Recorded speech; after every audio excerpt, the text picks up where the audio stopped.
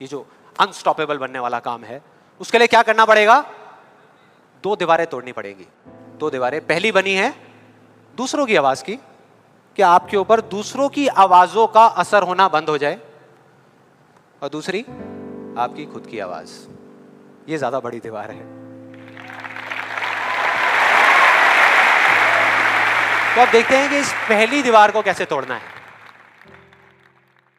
उस कहानी में उस बच्चे के आसपास में कोई नहीं था उसको रोकने वाला, लेकिन क्या रियल लाइफ में ऐसा होता है? यस और नो?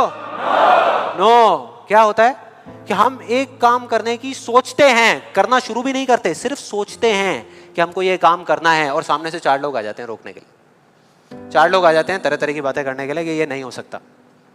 अरे बड़ा इम्प्रैक्टिकल सा आइडिया है। जब कोई नहीं कर पाया तो तू क्या करेगा? होता है ऐसा? कितने लोगों के साथ ऐसा हुआ है? सबके साथ हुआ है और होता रहता है। और मेरे साथ तो पता नहीं कितनी बार हुआ है। किसी के साथ कुछ ज्यादा ही हुआ है लगता है। लगता है उनको राह चलते भी, मेट्रो में भी कोई मिलता है, अबे तू नहीं कर पाएगा चल।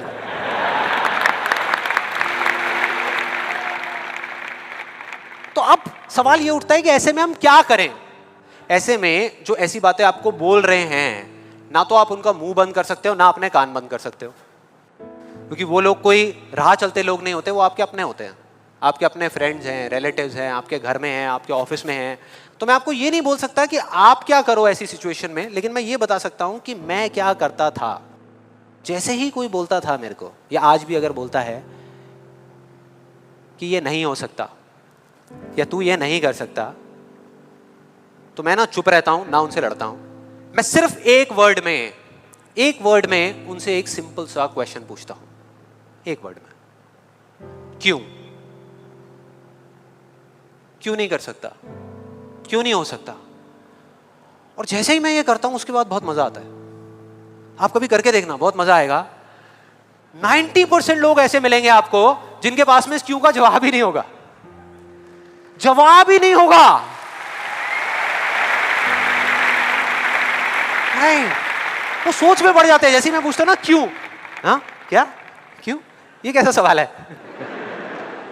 तो ये है वो 90% लोग जिनके पास में कोई जवाब ही नहीं होता, या होता भी है तो वो इतना फनी होता है कि आप चाह करके भी अपने आप को हंसने से नहीं रोक पाओगे। जैसे एक बार मेरे साथ हुआ था, जब मैं करीबन आई थिंक 18 साल का था, और मैंने नया फोटोग्राफी का कोर्स किया था।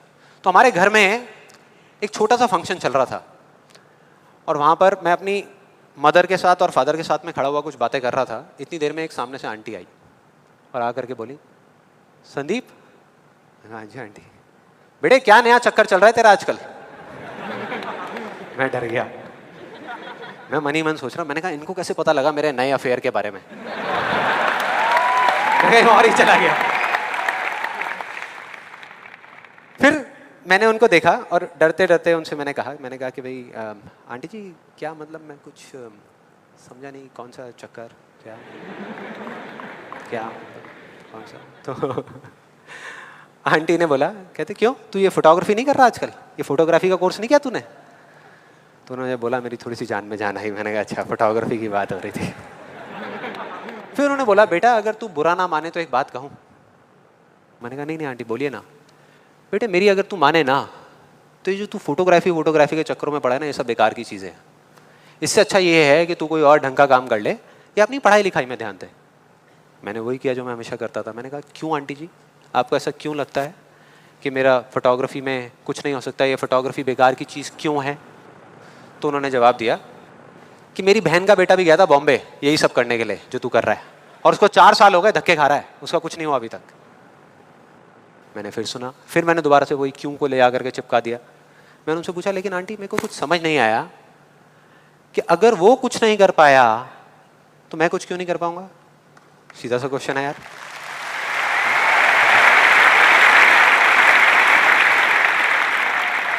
वो थोड़ी सी इरिटेट हो गई, लेकिन उसके बाद जो उन्होंने बोला, उस दिन मेरा कम से कम 10 किलो खून बढ़ गया होगा हंसते हंसते। उन्होंने गुस्से से मेरे से पूछा, कहते तेरे कितने % आए थे 12th में?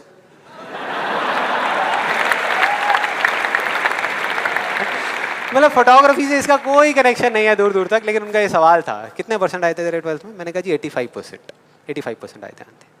फिर उन्होंने एक अजीब सा एक्सप्रेशन दिया, मेरे को ऐसे देखा जैसे कि मेरे से बड़ा बेवकूफ़ इस पूरी दुनिया में कोई नहीं है, और बोली उसके 92% आए